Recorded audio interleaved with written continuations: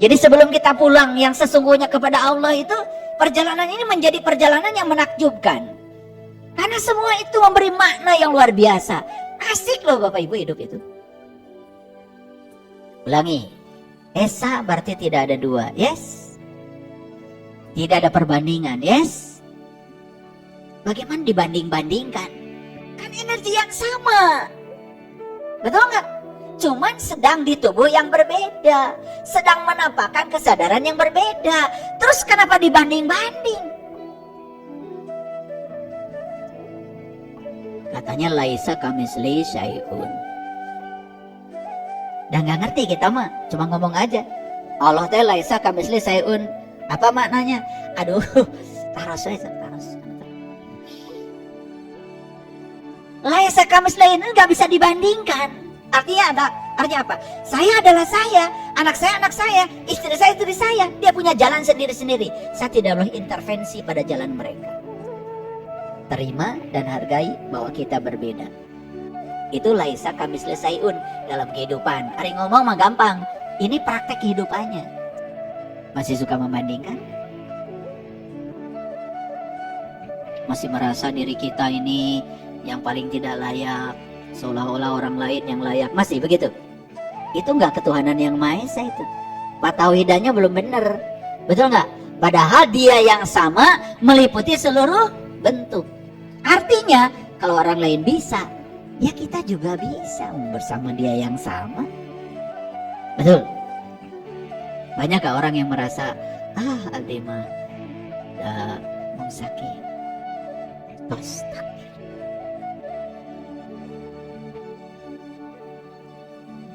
Ke hoyong itu eta ngalih ka bumi nu langkung sae. Atus di mana? Jadi itu kan menyatakan seolah-olah Allah yang Maha Kaya bersama yang kaya. Nah yang sama dia mah Allah yang Maha Miskin. Makanya benar tuh ya kata-katanya Osho. Osho bilang begini. Jika sapi itu menciptakan agama, maka sapi akan menciptakan Tuhan. Dan Tuhan yang diciptakan oleh sapi sesuai dengan pikiran sapi. Dan sapi akan menciptakan Tuhan sesuai dengan dirinya sendiri. Jadi kata sapi Tuhan tuh berkaki 4. Ngomong juga sama. Itu mental. Jadi jangan-jangan yang kita pertuhankan selama ini sebetulnya bukan Tuhan yang maha meliputi, tapi Tuhan yang dicipta, dicitra oleh pikiran kita sendiri. Itu saya baca kata-kata Osho tentang tauhid. Osho itu orang India. Dia pengajar spiritual di Amerika yang sangat terkenal. Saya senang kata-kata beliau itu. Kadang-kadang out of the box, melampaui pikiran kebanyakan orang. Oke, Esa tidak ada dua ya. Tidak ada perbandingan ya. Tidak ya. Siap menerima semua perbedaan? Siap menghormati perbedaan? Oke, nggak usah dibanding-banding ya. Udah. Yang kita hidup dari orang tua agama Islam udah. Memang ya jalanmu lewat Islam. Tekun aja di Islam. Yang dari keyakinan lain tekun aja di keyakinan. Kan sebetulnya kalau tekun pasti sampai di tujuan. Nggak usah dibanding-banding. Jangan merasa paling benar lagi ya. Setuju? Nah. Kalau Tuhan itu Esa, berarti tidak ada dong surga dan neraka. Dan kita selama ini kenikmatan tertinggi di surga adalah bertemu Tuhan. Berarti Tuhan ditemuinya di surga. Di neraka itu saha ngurus. So, mau nanya saya. Ayo, tauhid itu bala lener. Betul nggak? Surga dan neraka itu ya di sini yang menciptakan kita. Kita ketika merasa bersama Tuhan surga. Tidak merasa dengan Tuhan neraka, tempatnya teh hiji. Iya, tempat di mana kita masih menarik dan mengeluarkan napas. Gitu kata Quran. Kata Quran bukan kata Saiful Karim. Darwe dibahas kata Saiful Karim. Jelema kumaha. pakai baju agama deh. Mending jika saya betul pakai naon. Kalau sudah pakai atribut tuh bahaya, dianggap bener. Komon teman.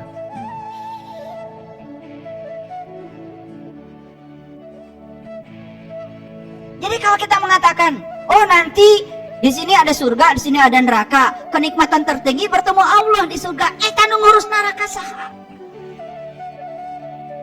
Berarti ada tandingan dong, betul nggak? Ada kekuatan lain dong. Nah, itu nuker nyiksa jelema di neraka saha? So, pikiran. Padahal Allah ada nggak di dalam Asmaul Husna Allah Maha Penyiksa? Nggak ada. Allah Maha Pengasih, Maha Penyayang, Maha Luas, Maha Lembut. Kan mengenalkan dirinya seperti itu. Ari nu nyiksa eta saha? Ari nu sok nyiksa saha? Nu sok nyiksa saha? Kan mararane. Bener ya kata Osho, kalau sapi bisa bikin agama, katanya sapi juga akan menciptakan Tuhan kakinya 4 jika manehna. Betul nggak? Nah iya, sabu urang masuk nyiksa ka batur, jadi Allah ge juga gitu.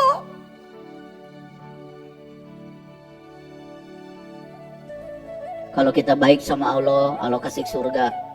Kalau kita jahat sama Allah, Allah kasih neraka. Ari nu kitu saha?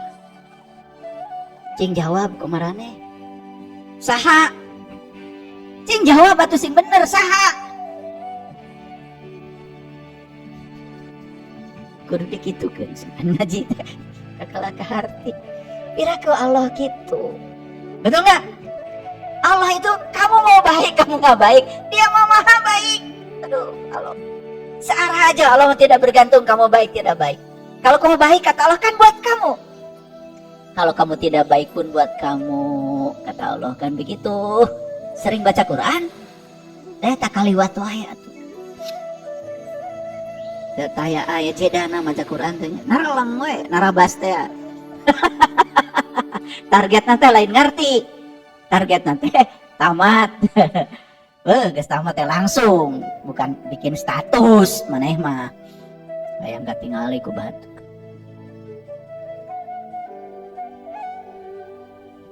Jadi kalau Tuhan Maha Esa berarti tidak ada oposisi, setuju? Oke. Berarti kalau Tuhan Maha Esa hanya ada satu kesadaran yang meliputi segalanya. Clear? Oh, mulai sekarang kemanapun saya memalingkan wajah, saya hanya melihat Dia. Pada diri suami saya, pada diri pasangan saya, pada diri anak-anak saya, ada Dia. Apapun yang terjadi, saya pasti itu Dia yang sedang melakukan permainan untuk kebaikan saya. Tuhan, saya tidak akan menolak lagi dengan pertanyaan mengapa, tapi saya mengajukan pertanyaan, izinkan aku untuk menangkap pesan di balik semua peristiwa. Coba mulai tenang tuh ibu bapak, mulai tenang tuh. Dan sebetulnya semua yang membuat kita pakai itu penolakan, betul nggak? Penolakan. Ini kawan, ini lawan, aduh capek gitu, betul nggak? Sieun panggil ejeng si lawan itu, betul nggak?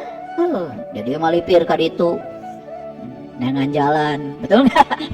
Dari sorangan dijieun, betul nggak? Coba kalau kita ya mau kawan mau lawan terima aja apa adanya. Dia yang baik sama kita, yang menyakit kita terima aja apa adanya. Kan enak hidup itu, tenang aja. Semuanya kesempurnaan tuh di dalam bukan di luar. Jadi manusia yang masih membenci sesama pertanda tidak mengesahkan Tuhan. Setuju? Setuju? Pernah dengar kalimat ini? Ya pernah sekarang kan gitu. Dulu mah dikiranya tuh tidak ada kaitan dengan tauhid ngewate. Betul nggak? Iya. Jadi tauhid teh eta wujud kidamba kok mohola patulila wadisi eta we tauhid teh. Kumaha ibu? Wujud kidamba kok mohola patulila wadisi geus ngaji ngomongkeun batur. Ngewa ka batur. Da eta ngajina ngan semetinya.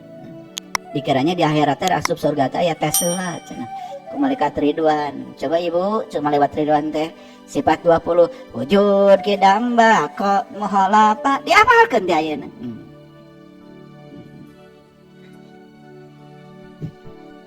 Yang seri gitu.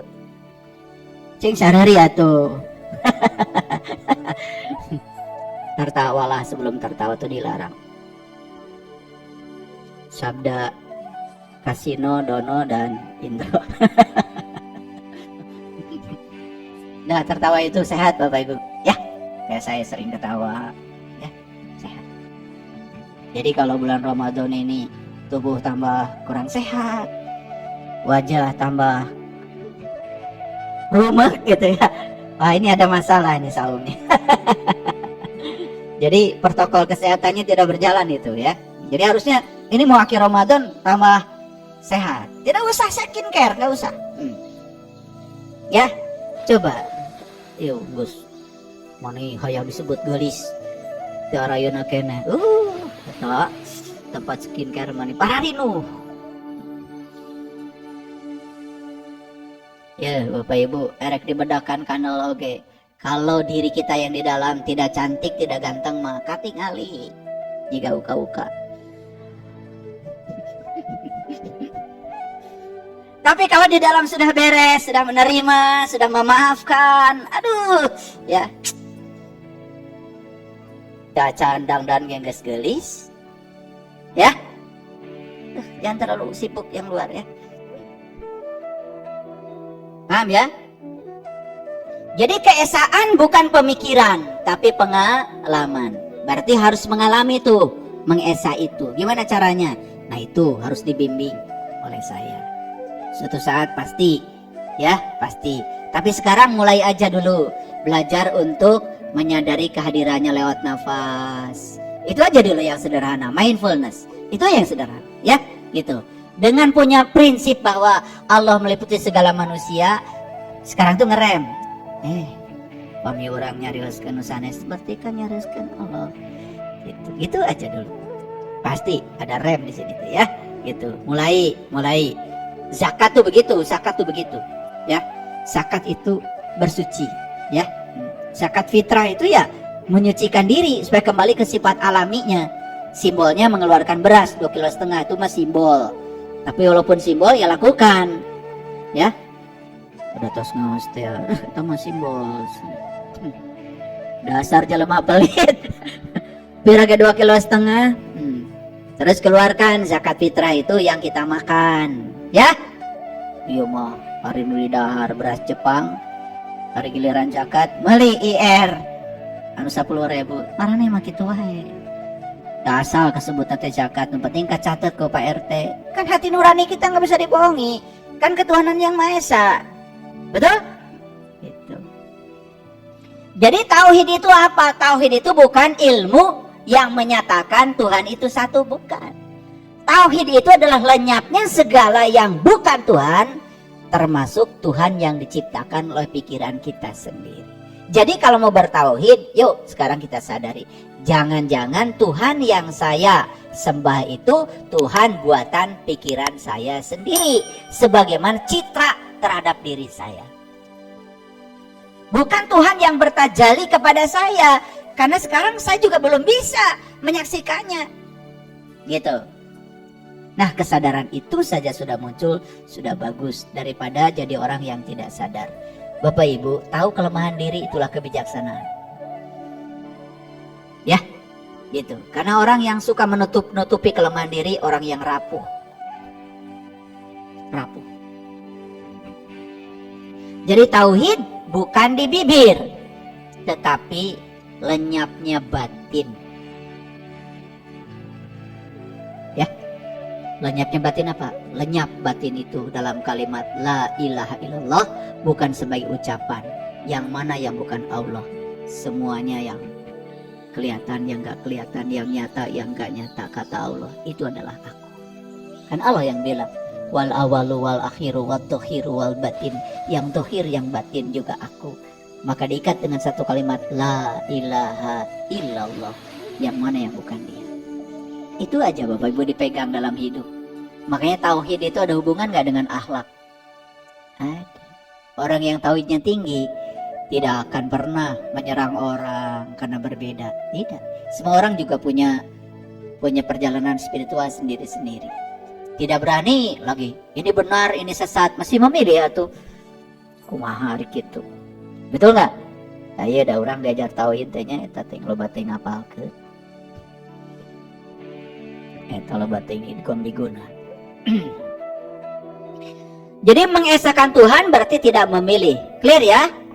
Karena memilih berarti belum melihat keseluruhan. Dan memilih melihatnya sebagian. Betul nggak? Iya. Tapi kalau tidak memilih berarti sudah melihat keseluruhan. Akhirnya timbul sikap dalam diri kita. Yes, apapun yang terjadi dalam hidupku itu yang terbaik buat aku, dan aku stop memilih. Karena aku sudah melihat keseluruhannya, bukan parsial. Kalau parsial berarti masih ada 1, ada 2, ada 3, ada 4. Setuju? Gagal kita mengesahkan Tuhan. Tidak memilih. Kalau di Facebook saya sudah nulis tuh, ada di Facebook judulnya tidak memilih. Silakan baca di Facebook saya. Ada judulnya artikel saya tidak memilih. Coba baca tuh ya. Saya jelaskan secara mendalam. Oke, ketika kita masih berjarak dengan Tuhan, pertanda belum mengesahkan Tuhan. Jadi kalau masih berjarak nih, suka nggak kita merasa seolah-olah kita terpisah dengan Tuhan? Itu masih berjarak itu belum mengesah. Kalau mengesah itu ya tidak berjarak lagi. Ya, oke. Jadi Allah mengenalkan dirinya lewat zatnya, lewat sifatnya, lewat asmanya, lewat af'alnya. Makanya zat, sifat, asma, af'al itu yang disebut dengan 4. Makanya Nabi Muhammad ketika mau Mi'raj disimbolkan, ingat disimbolkan. Yang melukis ini namanya Imam Al-Dardiri. Dalam kitab Gaiti namanya, itu kitab tentang Mi'rajnya Nabi. Disimbolkan kakinya 4. Nah kaki 4 itu adalah zat, sifat, asma, af'al. Jadi untuk mengenali Allah itu harus 4-4-nya. Zat, sifat, asma, af'al. Nah sifat, asma, dan af'al itu pasti melekat dalam zatnya. Makanya kenali sang wajibul wujudnya. Bukan parsial. Ngapalkeun Asmaul Husna 88, dijelaskan di hiji-hiji kumarane. Itu mah bukan Asmaul Husna buatan Allah. Itu mah buat pikiran dia yang menjelaskan. Kumaha itu dijelaskan deui. Makanya saya tidak pernah ada yang bilang, "Ayah coba diguar tuh Asmaul Husna dari Ar-Rahman." Mana berani sih. Ar-Rahman, Ar-Rahim, Al-Malik, Al-Qudus itu bukan dijelaskan, dialami. Karena tauhid itu bukan pemikiran. Kalau tauhid jadi pemikiran, jadi penjelasan. Penjelasan itu bukan Tuhan.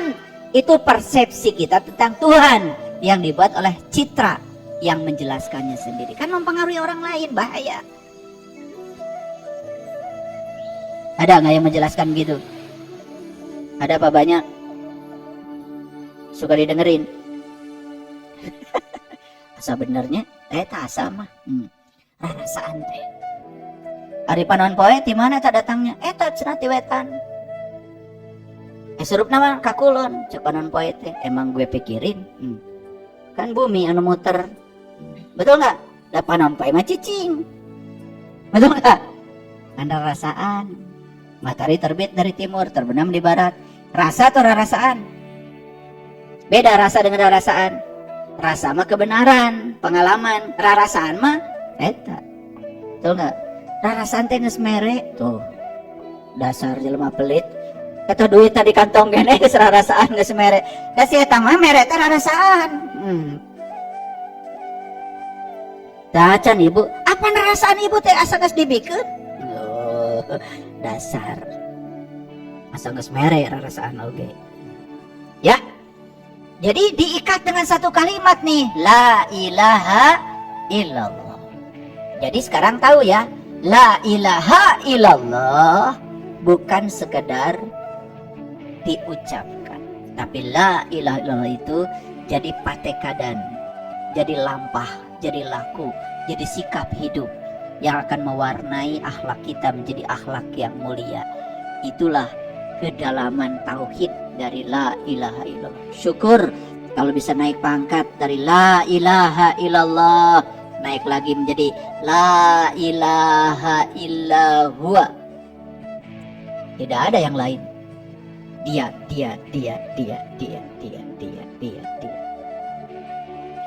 La ilaha illa anta. Gak ada yang lain. Anta dia. La ilaha illa ana. Bahkan anak pun adalah dia. Lenyap tuh diri dalam tubuh ilahi. Itu namanya mengesa. Kebayang gak Bapak Ibu, kalau bangsa Indonesia ini mengamalkan ketuhanan yang Maha Esa? Kebayang gak? Kebayang ya? Seperti apa bangsa kita hebatnya. Satu aja ya, ketuhanan yang Maha Esa. Itu aja. Kenapa saya kaji hari ini? Supaya didengar oleh seluruh bangsa Indonesia. Kalau ini saja ketuhanan yang Maha Esa, udah yang berikutnya mah ngikut, kemanusiaan akan ikut. Akan lahir manusia-manusia yang adil dan beradab. Karena punya kemanusiaan. Apa sih kemanusiaan? Kemanusiaan itu adalah ketuhanan yang sudah nyurup pada diri manusia. Disebut kemanusiaan. Makanya kalau orang sudah mencapai ketuhanan, pasti persatuan Indonesia dong. Betul nggak? Bahkan bukan persatuan Indonesia, persatuan tingkat dunia. Kalau saya sering bilang, ya, kita ini satu bangsa, namanya bangsa manusia. Satu tanah air dunia, bumi. Satu bahasa cinta. Itu yang dicita-citakan John Lennon. Kita disuruh membayangkan itu. Kita ini adalah satu bangsa manusia. Satu tanah air dunia. Satu bahasa cinta. Jadi kalau sudah begitu semua pemikirannya nggak ada perang.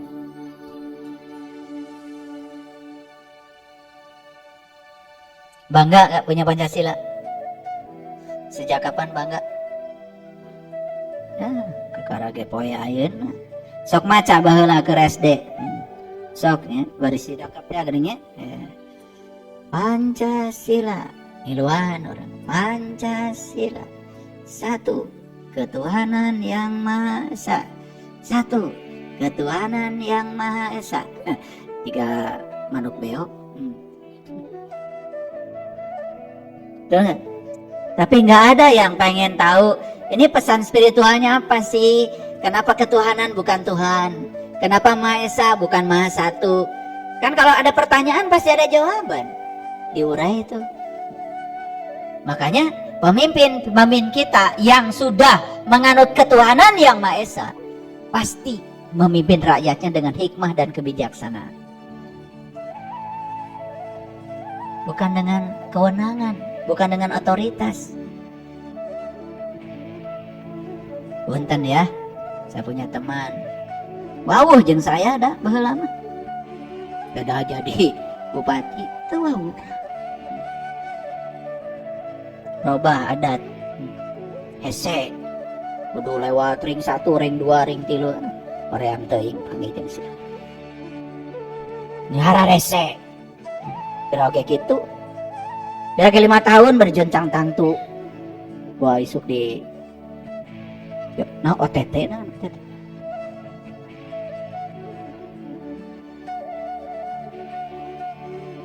Geus asup ka suka miskin kakara wawuh deui minta doa. Saya lagi kena ujian di saha di Allah ari nu maling saha nu maling maneh ujian ti Allah asal lieur urang pikiran jelema teh kan ceuk Allah teh anu maling teh maneh nganyalakeun kaula begitu asup ke penjara ujian cobaan lain eta mah akibat dijieun ku saha ku sorangan nah make numpukeun ka Allah. Memang Allah juga ada di belakangnya sang keberadaan. Da Allah mah menciptakan alam dengan hukum sebab akibat. Mun maneh milih sebab gitu tah ieu akibatna. Itu Allah. Betul Allah, tapi eta mah lain ti Allah. Kade arma mami itu. Dah kemanapun saya memelingkan wajah, ada wajah Allah. Eta nu maling Allah. Kumaha eta ngaji tauhid. Bahaya tuh mun kitu mah. Justru dia sedang mengalami ketiadaan Tuhan. Jadi gelap itu karena ketiadaan cahaya. Gelap bukan lawannya cahaya. Gelap itu karena cahaya tidak hadir. Kalau hadir cahaya hilang tuh gelap. Hadir aja Allah, ego hilang. Gitu. Tauhidnya gitu Bapak Ibu. Ya, gitu. Jadi mohon maaf ya, pulang dari sini saya tidak coba nanti nih, di akhir Ramadan baca 10 juta la ilaha illallah. Insya Allah mau lebaran maraneh.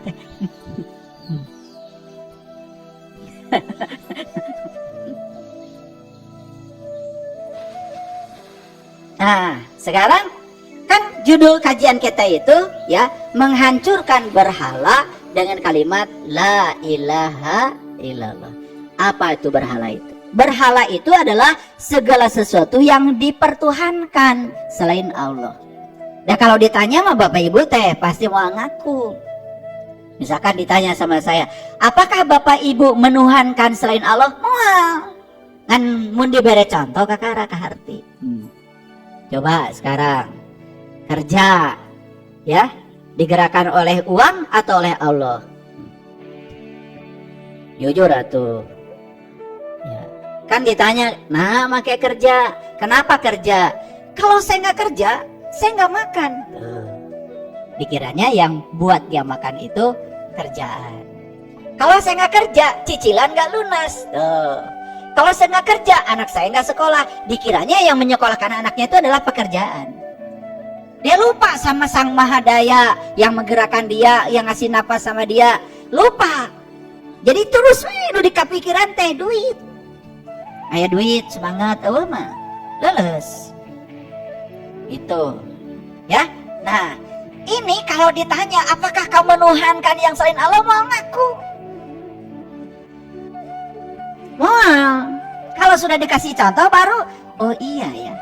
Kok saya kerja digerakkan oleh rasa takut saya. Takut gak makan, takut gak kebayar cicilan, takut diusir sama istri, takut anak gak sekolah. Kan sebenarnya yang menggerakkan kita itu bukan Allah, rasa takut.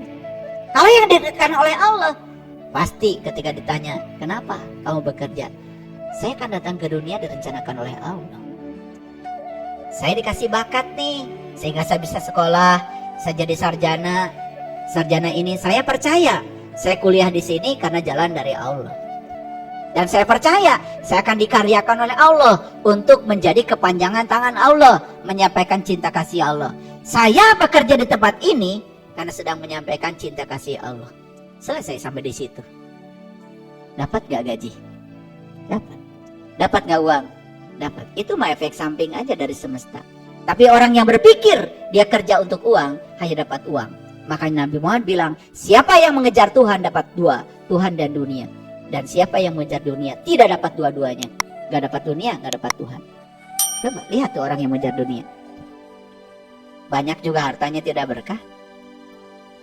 Tuh enggak? Meli senal gitu kan lebar. Terus senal jepit kayak dikaput. Ya, jadi benar ya. Ada riset dari Harvard University. Kalau lihat wajah orang katanya itu, lihat aja, itu mencerminkan sepatunya. Itu penelitian ya. Kalau wajahnya buram katanya sepatunya pasti jelek. Ya tuh ada nyeri atau ada lembang oke. Ya cap kelinci. Ya, dari kabar suku nate. Atau sekali-kali beli sepatu teh anu mahal. Hargai kaki ini, betul nggak? Kalau dibelikan sepatu yang mahal kan sepatu kaki juga berterima kasih. Ya udah lebar, padahal duit ayah.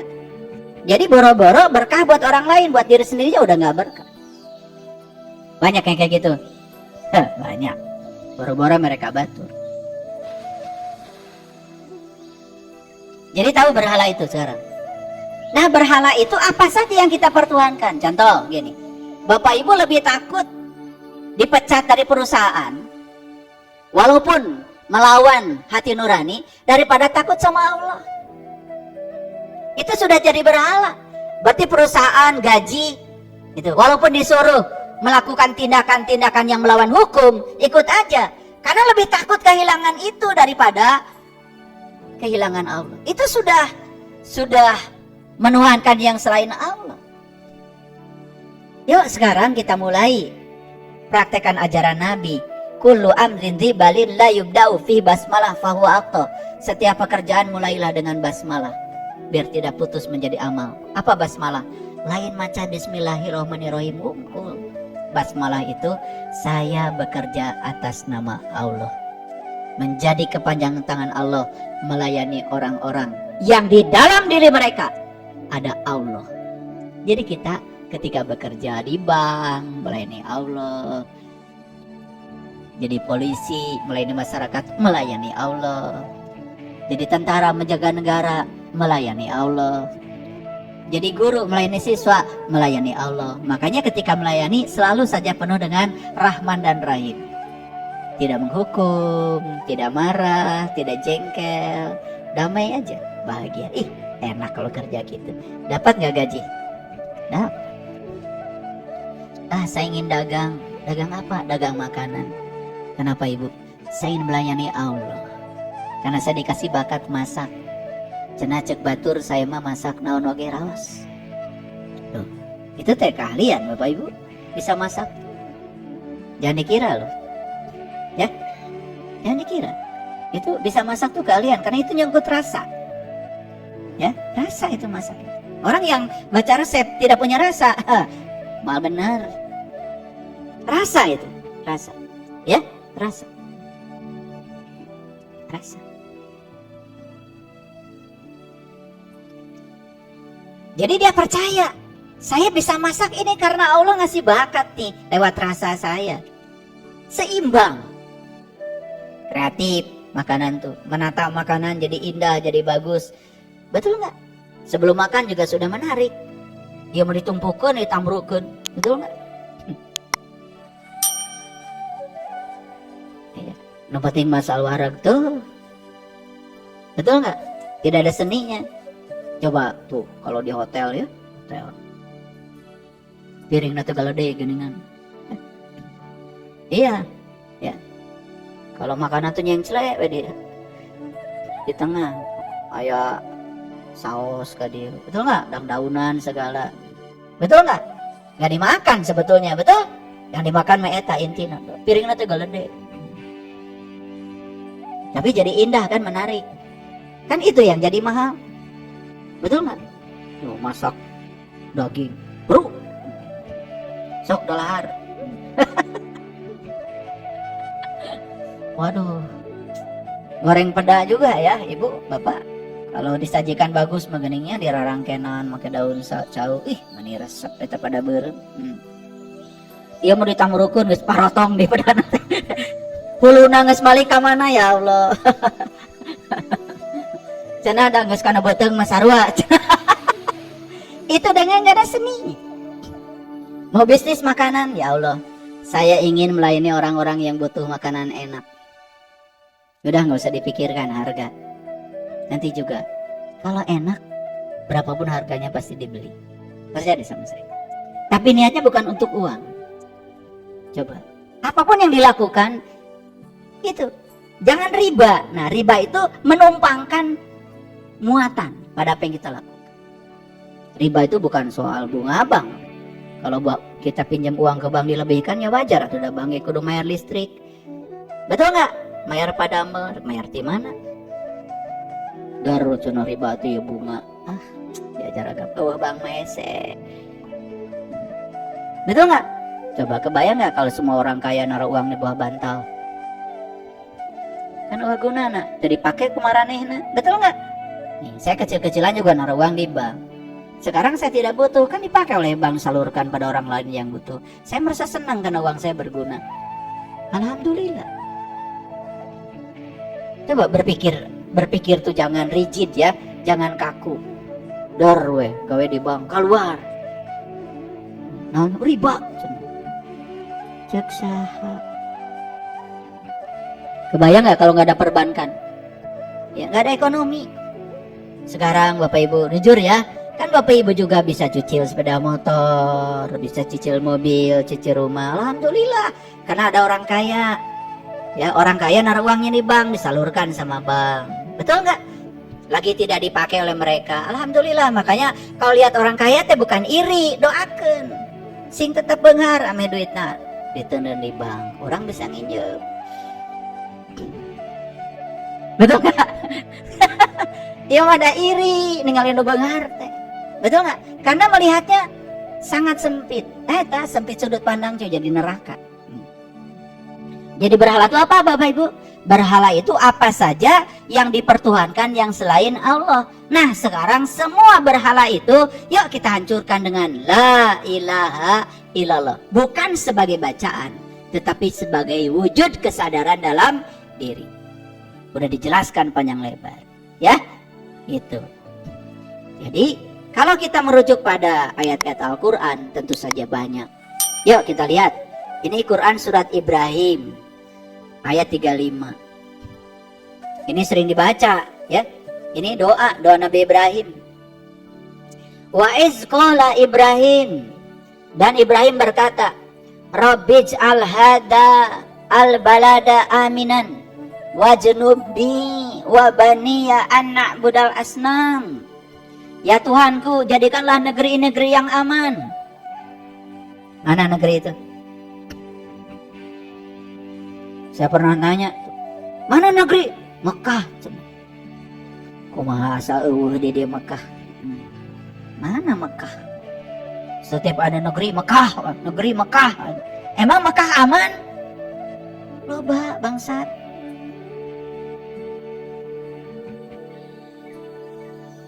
Bawa tas, meleng aja sedikit, lagi sholat. Saking usuhnya merem, tas bengit.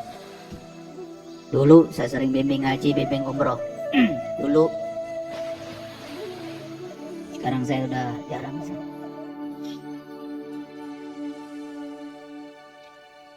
Kadar itu bolak-balik ke dasar wawai. Nu pelit tambah pelit. Nu salingkuh tambah loba salingkuhanan. Ya Tuhanku, jadikanlah negeri ini negeri yang aman. Mana negeri itu? Lihat saya semuanya. Watin, tin itu ini, tin itu ini nih. Bagian yang paling penting di diri kita ini, lokus puncak kesadaran manusia di sini. Ini manusia itu sebenarnya dari sini ke atas nih pengendalinya. Sistem kimiawi, sistem kelistrikan di sini, makanya stroke, pecah aja pembuluh darah, rusak anak. Makanya jaga nih dari sini ke atas. Watin wazaitun waturi sinin. Di sini kita akan menemukan gunung, puncak kesadaran. Wahadal baladil amin. Di sini ada kota yang aman. Lihat saya semuanya. Mau aman, mau tidak aman, tergantung kita. Bisa nggak sekarang ini jadi kota yang aman? Bisa. Gimana? Ada orang nyakitin kita. Sudah. Barangkali saya punya karma sama dia. Di kehidupan yang dulu saya pernah nyakitin dia. Kalau ini adalah cara Allah untuk melunasi utang karma saya, sudah saya terima, saya maafkan, gak apa-apa. Jadi saudara aja. Aman gak kota ini? Gak nerima? Wah pokoknya ngasah bedau. Ken siap. Oke, aya bongohna. Loh, baik. Dikadek. Lambat laut malah ketahuan kan sama aparat hukum. Betul nggak? Melakukan tindakan main hakim sendiri, masuk penjara. Aman nggak? Yuk sekarang, ini mau aman, mau nggak aman? Jadi supaya aman gimana caranya? Coba, miliki 5 aja. 1, pengetahuan yang luas. 2, miliki cinta. 3, miliki keadilan. 4, miliki kesabaran. 5, miliki pengabdian. 5 aja dimiliki oleh ini, aman. Sok aja, yakin. Jadi di dia sadena gak ibu? Da ieu mah sadena hanapna digerakkan oleh ini. Betul nggak? Kalau di sini semua aman aja, aman aja. So, marah dari mana? Kan dari penolakan. Penolakan dari mana? Karena kita punya ekspektasi, punya keinginan. Ketika datang sesuatu yang berbeda dengan keinginan, pasti ada pertahanan di sini, ego, marah. Karena inginnya bukan itu. Kan sebenarnya marah tuh inginnya bukan itu, inginnya sesuai dengan ego. Dari mana marah? Kan dari sini. Ini marah. Di sini jantung berdebar-debar, napas jadi pendek. Ini mah akibat. Dan di sini awalnya. Makanya kata Allah di Quran surat Atin, wa hadzal baladil amin, pangihkeun aya kota anu aman. Di mana? Sini. Oh, aman gak aman terserah kita. Nih, saya tuh sedang ngajarkan Bapak Ibu supaya kotanya aman. Lain Mekah. Sotik-sotik Mekah. Dunia teh asa Mekah wae. Kota suci mah di dieu. Rek suci rek kotor kumaha urang. Di ditu nu amak loba. Nu pasea eueuh kitu di ditu. Yang selingkuh juga banyak di hotel.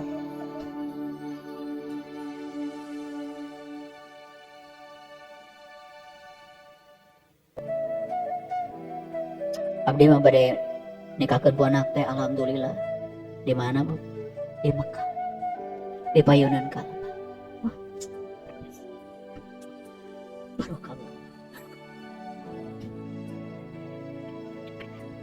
Jadi bulan datang deh. Pun anak teh tos pisah. Atuh jauh-jauh kawinna. Di KUA we. Udah kawin di ditu teh biasa. Pangbenerna payunan Ka'bah pun anak. Gitu. Show off aja. Status sosial. Ngawinkeun budak teh dihareupeun Ka'bah. Maniasa kumaha Ka'bah teh dianggap Gusti Allah. Eta bodoh teh.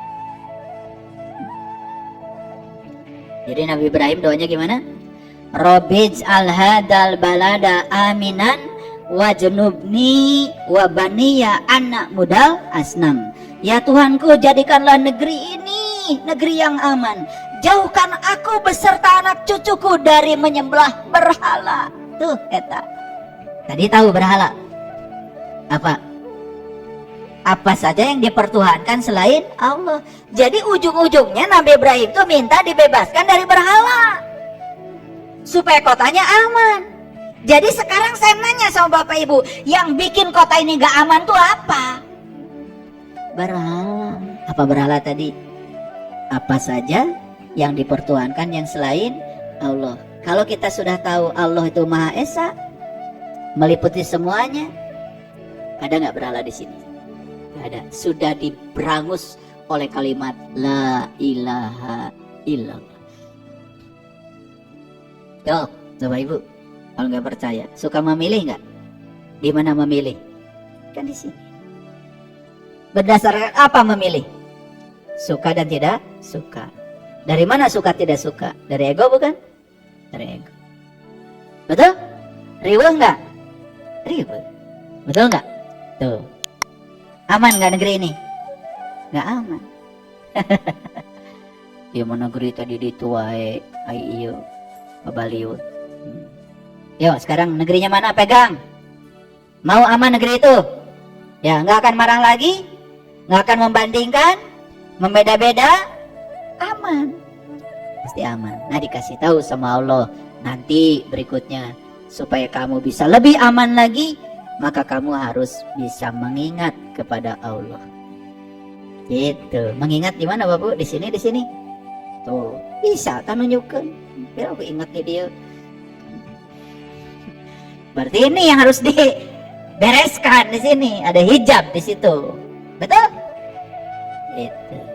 Jadi sebetulnya Nabi Ibrahim minta dibebaskan dari apa nih Bapak Ibu? Dari berhala. Apa yang minta dibebaskan?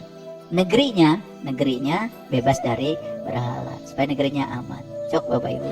Praktekkan ayat ini dalam kehidupan sehari. Enak banget hidup tuh. Aman.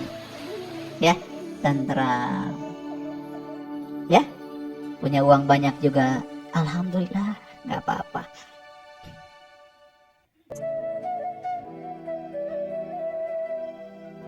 Nah, kita lihat Quran surat An-Nahl surat ke-16 ayat 19 sampai 20. Wallahu ya'lamu ma tusirruna wa ma tu'linun. Allah mengetahui apa yang kamu rahasiakan dan apa yang kamu lahirkan. Kenapa Allah tahu? Kan Maha Esa. Betul nggak? Dia energi tunggal yang meliputi seluruh bentuk. Yuk, jangan merasa lagi ada keterpisahan sama dia. Supaya kita itu makin menghargai keberadaannya, kehadirannya, maka kita lama-kelamaan makin intim. Coba dengerin tuh kajian saya membangun keintiman dengan Tuhan. Wallazina yad'una min dunillah. Ya, dan apa saja yang mereka seru selain Allah, apa tuh? Berhala. Memang di Quran tidak disebut berhala, gitu tidak. Ya, tadi disebut asnam, itu berhala. Tetapi di sini apa saja yang mereka seru selain Allah tidak dapat membuat sesuatu apapun sedang mereka diciptakan. Jadi segala sesuatu yang oleh kita dipertuhankan itu ciptaan siapa? Ciptaan siapa? Ciptaan kita sendiri. Jangan-jangan Allah yang kita yakini, Allah yang kita imani pun itu Allah yang diciptakan oleh pikiran kita sendiri. Diberi nama saja Allah, padahal kita ciptakan sendiri. Berhala bukan itu. Jadi walaupun namanya Allah, kalau buatan pikiran itu berhala. Karena kita belum tahu Allah yang sebenarnya. Itulah pentingnya kita kenal sama Allah. Man aropa nafsahu faqad aropa rabbahu. Gitu. Clear? Masuk. Ini pakai ayat-ayat nih supaya kelihatan ngajinya. Tadi kalau nggak pakai ayat, wah lu Pancasila terus. Lihat sekarang Quran surat Ar-Ra'd surat 13-14. Hanya bagi Allah seruan yang hak. Oke. Lahu da'watul haq. Hanya bagi Allah seruan yang hak. Izin Bapak Ibu. Apakah Bapak Ibu sering menyeru pada yang selain Allah?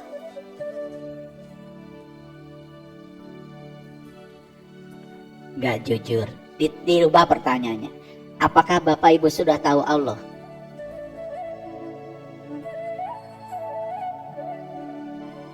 Sudah tahu? Sudah jumpa? Belum.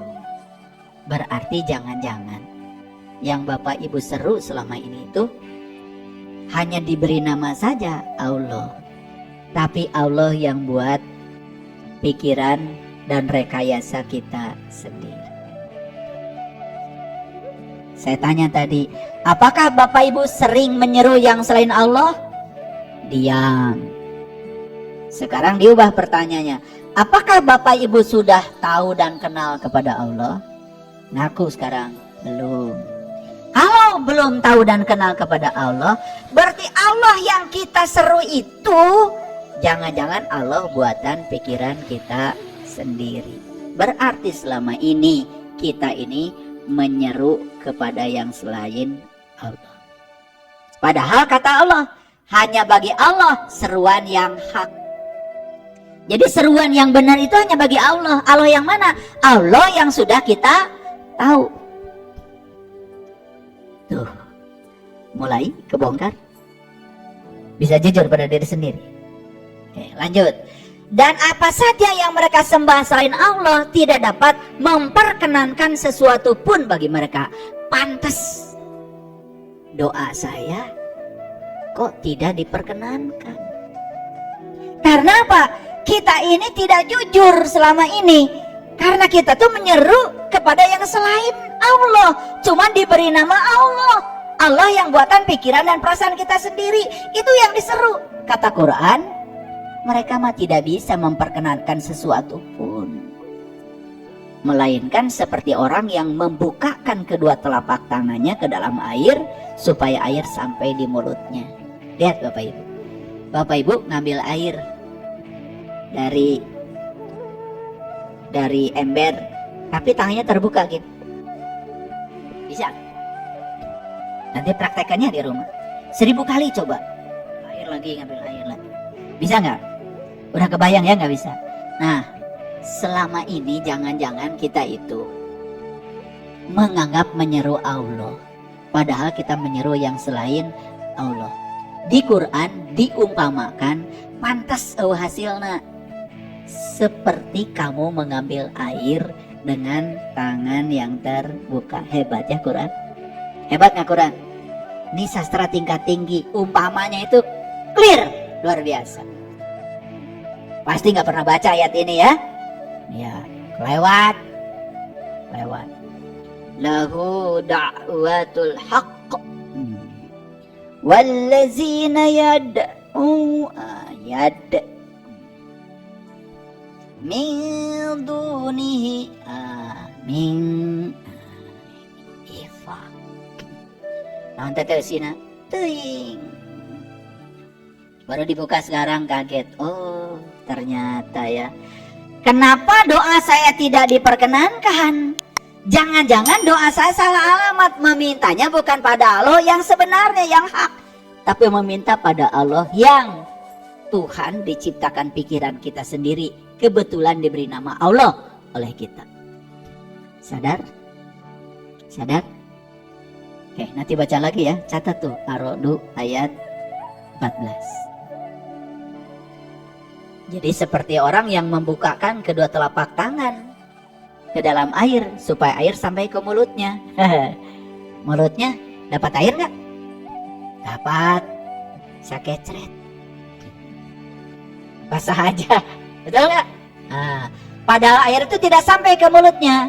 Kemudian kata Allah, wa ma du'aul kafirina illa fi dolalin. Dan doa orang yang tertutup itu hanyalah sia-sia. Yuk lihat saya semua. Kenapa doa orang yang tertutup itu sia-sia? Lihat saya semua. Tertutup itu bahasa Arabnya kafir. Kafir itu sudah jadi bahasa Inggris, cover, tutup. Sudah jadi bahasa Indonesia, ya, koper. Itu dari bahasa Arab. Sudah jadi bahasa Indonesia, kiper. Tutup tuh, tutup gawang.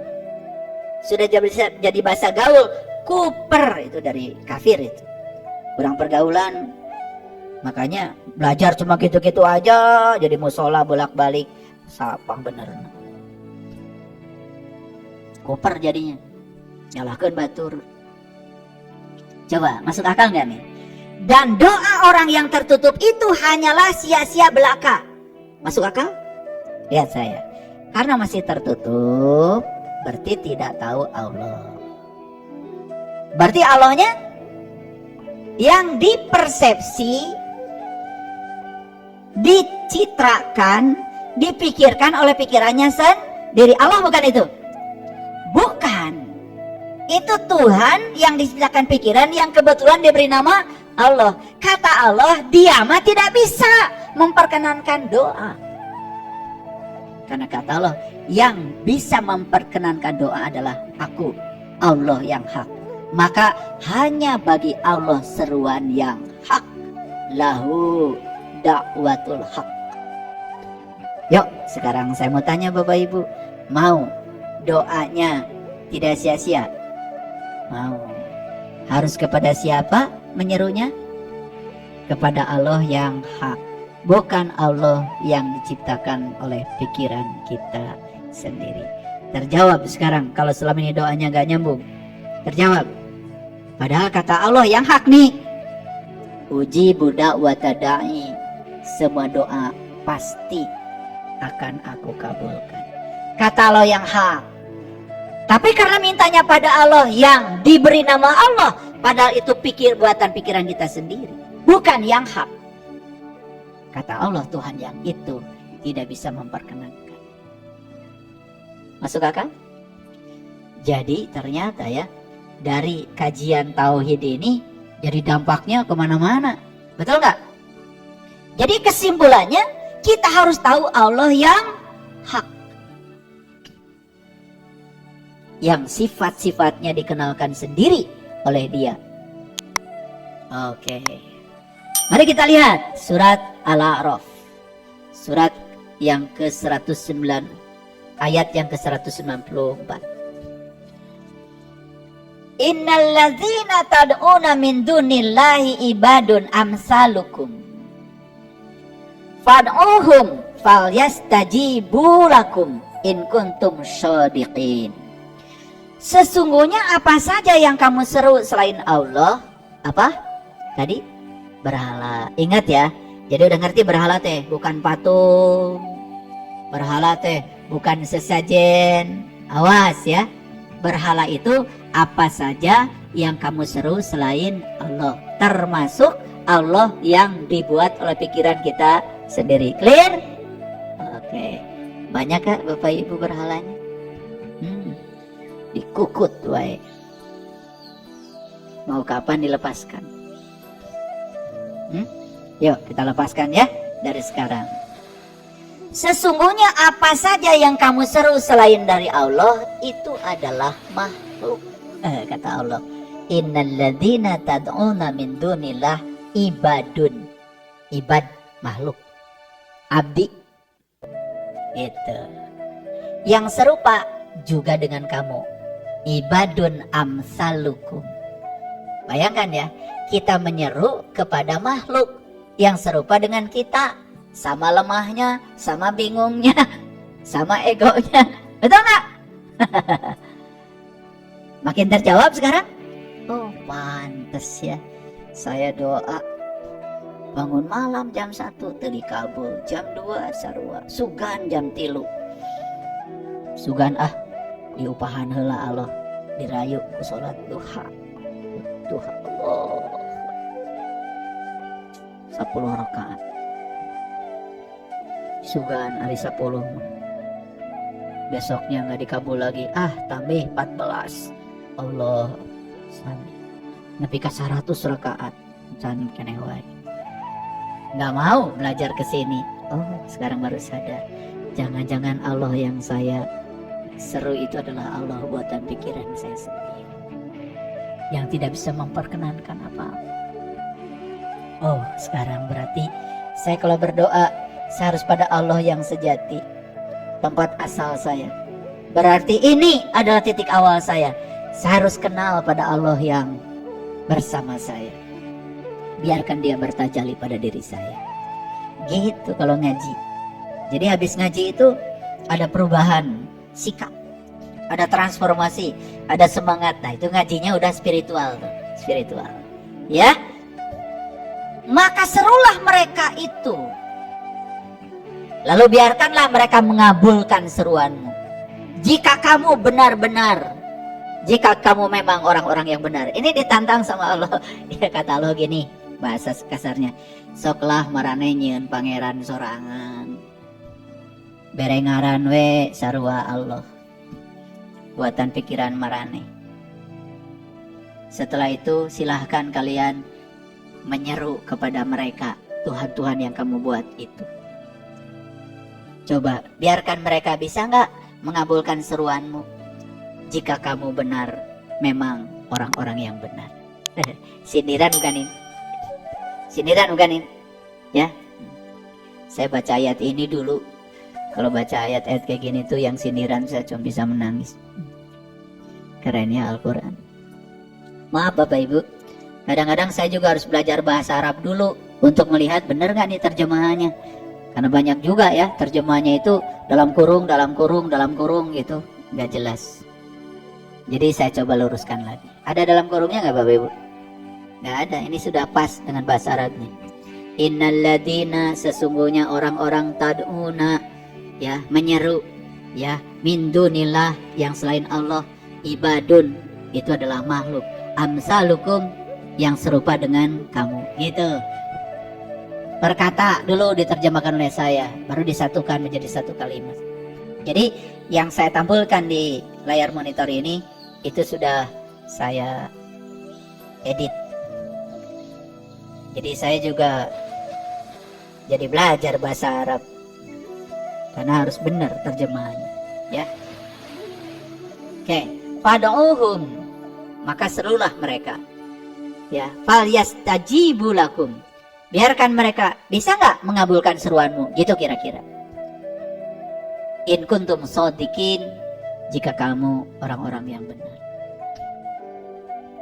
Lalu Al-A'raf ayat 196, 197, Inna waliyallahu alladina nazzalal kitab wa huwa yatawallas sholihin. Sesungguhnya pelindungku ialah Allah yang telah menurunkan kitab. Oke. Ingat ya Bapak Ibu, kalau di Quran ada kitab, ada Quran beda. Kitab itu bukan Quran. Quran bukan kitab. Jadi yang diterima para nabi kitab dulu. Kitab itu sebetulnya adalah wahyu yang sejati. Ya. Nah, wahyu yang diterima jadi tulisan. Nah, itu jadi tulisan itu jadi Quran, Taurat, Zabur. Nah, makanya para nabi, para rasul walaupun tidak ada tulisannya, mereka semua dapat kitab. Dapat. Dulu Nabi Muhammad belum ada Quran juga sudah bilang, zalikal kitab la raiba fih. Ini kitab tidak meragukan lagi. Tuh. Mau Bapak Ibu melihat kitab? Mau? Nah itu harus dibuka dulu ya hijabnya supaya melihat. Karena melihat kitab tidak bisa dengan mata ini Bapak Ibu. Harus dengan mata yang satu lagi namanya mata qalb. Gitu. Kan masih tertutup ya susah. Cuma bisa lihat Quran. Coba lihat ya. Sesungguhnya pelindungku ialah yang telah menurunkan kitab. Dan dia melindungi para solihin. Ingat, yang dapat nikmat tuh ada berapa? 4 kan? Salah satunya solihin. Siapa solihin? Orang yang menjalankan amal soleh. Apa amal soleh? Cara menemui Tuhan. Jadi kitab yang sejati tiada lain adalah Tuhan itu sendiri. Jadi para nabi, para rasul ketika membaca kitab sesungguhnya berjumpa dengan Tuhan. Iqra bismi rabbikal ladzi khalaq. Jadi yang diikra oleh Nabi Muhammad itu bismi rabbikal ladzi khalaq. Tuhan yang telah menciptakan. Jadi itu pertemuan sebetulnya di Gua Hira itu. Ya. Dan apa saja yang kamu seru selain Allah tidaklah sanggup menolongmu, bahkan tidak dapat menolong dirinya sendiri. Clear? Gitu. Jadi makin jelas ya. Oke, lanjut. Di ayat 9198 ini masih Al-A'raf ya. Dan jika kamu sekalian menyeru mereka untuk memberi petunjuk, siapa mereka di sini? Berhala yang kamu seru selain daripada Allah. Nah, jangan-jangan kita ini selama ini minta petunjuk pun pada dia tuh. Yang Tuhan diciptakan oleh pikiran kita sendiri. Niscaya mereka tidak dapat mendengarnya. Wa intad'uhum ilal huda la yasma'u. Jika mereka sekalian menyuruh mereka untuk memberi petunjuk, la yasma'u, mereka tidak dapat mendengar. Dan kamu melihat mereka itu memandang kepadamu padahal mereka tidak melihat. Tuh, seolah-olah Tuhan buatan kita itu memandang kita, padahal dia tuh tidak punya penglihatan, nggak bisa lihat kita. Oh, Tuhan buatan kita sendiri. Keren ya Quran Bapak Ibu? Oke. Nah, dalam Quran surat An-Nisa itu disebut berhala itu. Ya, maaf ya, jangan tersinggung nih yang sebelah sini. Karena disebut ini berhalanya. Iyad'una min dunihi illa inasan. Wa iyad'una illa syaitanan marida. Yang mereka sembah selain Allah itu tiada lain hanyalah inasan. Saya cari di kamus bahasa Arab, inasan teh apa? Saya terkejut Bapak Ibu. Terkejut. Ternyata inasan itu wanita.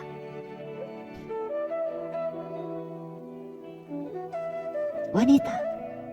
Oleh Departemen Agama, inasan diterjemahkan jadi berhala. Jadi berhala itu siapa?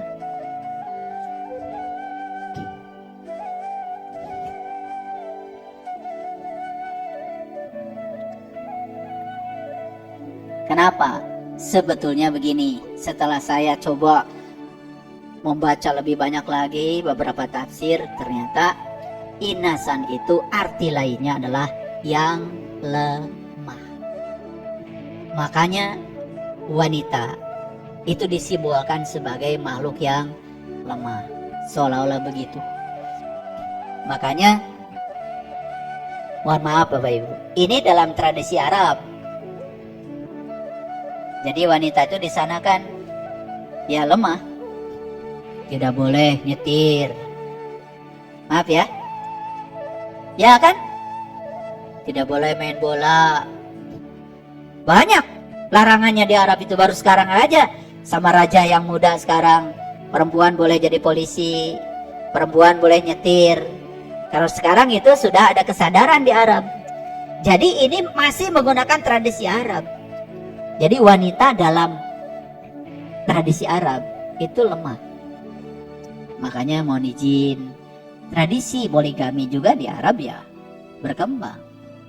Begitu mau kawin lagi ya kawin aja. Kita tidak punya tradisi itu. Ya, jadi jangan dibawa-bawa tradisi itu. Ya, tradisi. Karena sejatinya pernikahan itu monogami. Saya punya keyakinan itu. Cuman saya tidak akan bahas terlalu dalam di sini. Takut ada yang tersinggung. Ya. Jadi setelah saya telusuri, kenapa inasan itu kok wanita? Kenapa wanita diterjemahkan jadi berhala? Kalau begitu berhala wanita dong. Bahaya sekali kalau tidak ada pengertiannya. Ternyata inasan itu artinya yang lemah. Dalam tradisi Arab, perempuan itu lemah. Banyak larangannya buat perempuan. Oke? Oke? Jadi yang lemah itu namanya berhala. Jadi berhala bukan ibu-ibu. Berhala itu yang lemah. Kenapa? Karena Allah bilang tadi, apa saja yang kamu pertuhankan selain Allah itu lemah. Masuk akal? Udah mulai masuk? Gini kalau ngaji baru tadarus. Kalau yang sembarangan, inasan itu wanita, ibu-ibu ini berhala. Wah, karena ibu-ibu suka menggoda. Sebentar dulu. Yang menggoda mah salah. Kan yang salah menuka goda. Nah jadinya lah ke nunga goda. Nunga do goda mah juga dagang. Cireng, cireng, cireng gitu wungkul. Dan nusalama nu meuli. Paham?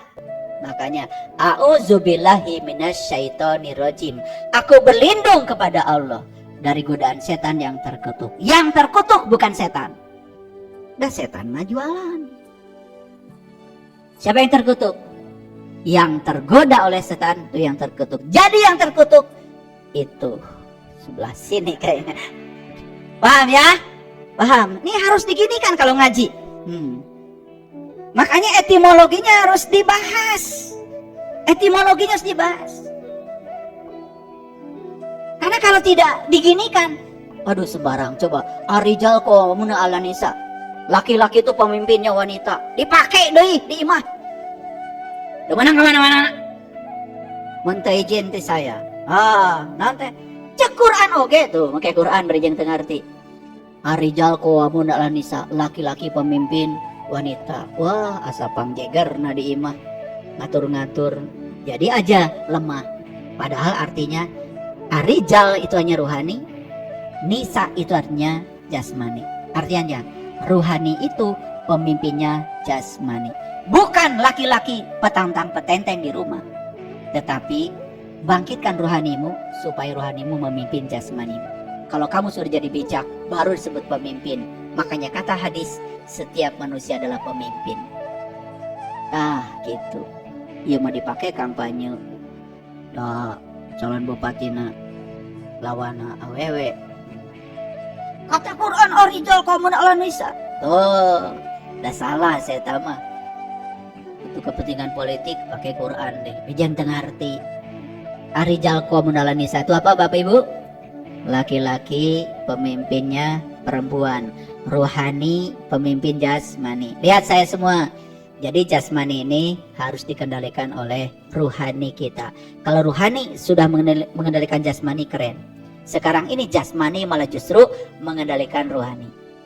Hancur kehidupan kita. Paham ayat ini? Ya. Jadi ini saya meluruskan. Karena di terjemahan Departemen Agama, inasan diterjemahkan berhala. Padahal aslinya itu adalah wanita. Nah ada padananya. Ternyata dari kultur Arab. Karena wanita itu termasuk yang lemah. Dilemahkan bukan oleh Allah.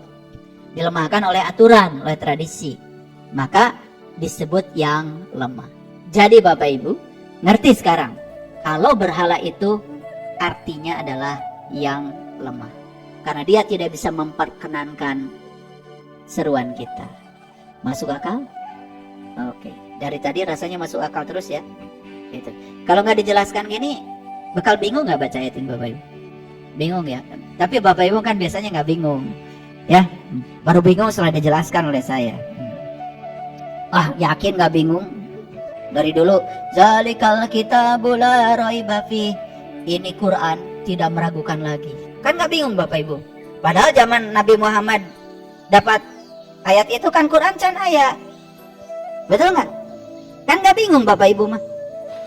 Bingung sate ayeuna. Kesadar, baru sadar sedikit ya, alhamdulillah.